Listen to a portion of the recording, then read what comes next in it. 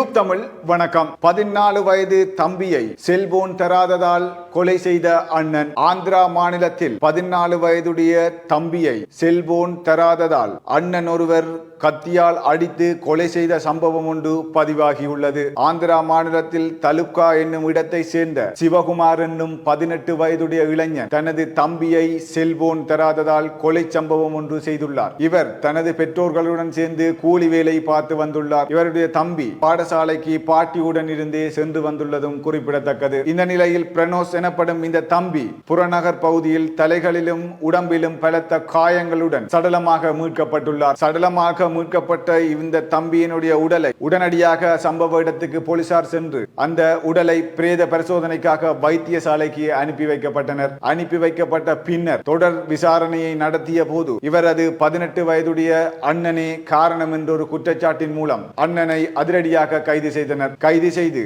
அந்த அண்ணனை விசாரித்த போது தனது தம்பி செல்போனை தனக்கு தராததால் தான் ஆத்திரமடைந்து இவ்வாறு கொலை செய்ததாகவும் குறிப்பிட்டிருக்கின்றார். இவ்வாறு தனது தம்பியை தான் கத்தியால் அடித்தே கொலை செய்ததாகவும் அவர் தகவல் வழங்கியிருக்கின்றார். செல்போனில் கேம் விளையாட்டிற்கு அடிமையானவர் என்றும் அந்த கேம் விளையாடுவதற்காக போனை கேட்க போது அந்த போனை தரவில்லை என்றும் அவர் குற்றம் சுமத்தி இருக்கின்றார். இதனால் தம்பியை ஆள் நடமாட்டம் இல்லாத இடத்துக்கு அழைத்து சென்று இவ்வாறு செயற்பட்டேன் என்றும் அவர் கூறியிருக்கின்றார். இது தொடர்பான காட்சிகள் அப்பகுதியில் இருக்கின்ற சிசிடிவி கேமராக்களில் தெரிய வந்துள்ளதாகவும் போலீசார் தெரிவித்திருக்கின்றனர். இதன் அடிப்படையிலேயே அண்ணனான சிவகுமாரை போலீசார் அதிரடியாக கைது செய்து விசாரணைகளை மேற்கொண்டு விசாரணையின் பின் நீதிமன்றத்தில் முற்படுத்த நடவடிக்கையும் எடுக்கப்பட்டுள்ளதாகவும் தெரிவித்திருக்கின்றனர். இவ்வாறு இந்த தொலைபேசிக்கு அடிமையானவர்கள் பல தரப்பட்டினர் இருக்கின்றார்கள். அந்த வகையில் இளைஞர்களினுடைய சமுதாயம் இதை நோக்கித்தான் செல்கின்றது என்பது இதன் அடிப்படையில் தெரிய வருகின்றது.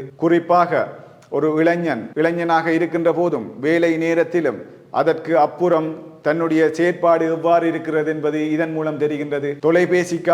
தொலைபேசியில் இருக்கின்ற கேம்ஸ் விளையாடுவதற்காக இவ்வாறு தம்பியை கொலை செய்யும் அளவிற்கு அண்ணனுக்கு எவ்வளவு தைரியம் வந்தது என்பது எல்லோரும் மனத்திலும் கேள்வியாக எழும்புகின்றது. உண்மையிலே இந்த பதிவானது அனைவரது மனத்தையும் நெகிழ வைக்கின்ற ஒரு பதிவாகத்தான் அமைகின்றது. ஏனென்று சொன்னால் ஒரு தொலைபேசிக்காக தனது சொந்த தம்பியையே கொலை செய்யும் அளவிற்கு அண்ணன் இருந்துதான் இருக்கின்றார் என்பது எவ்வாறு வர்ணிக்கப்படுகின்றது. மற்றும் ஒரு தகவலினூடாக சந்திக்கும் வரை வணக்கம்.